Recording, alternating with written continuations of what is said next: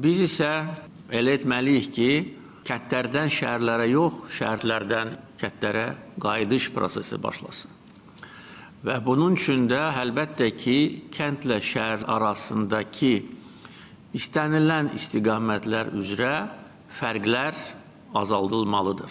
Bax, qeyd etdiyim regional inkişaf proqramının və proqramlarının dediyim kimi bir neçə proqram qəbul edilmişdir.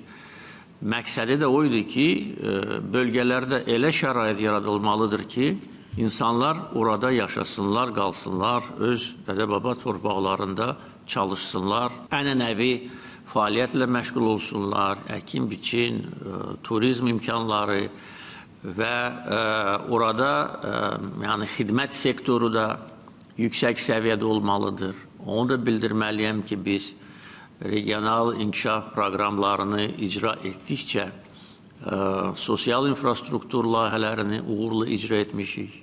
Bizim bütün rayon mərkəzlərində, şəhərlərdə müasir xəstəxanalar var.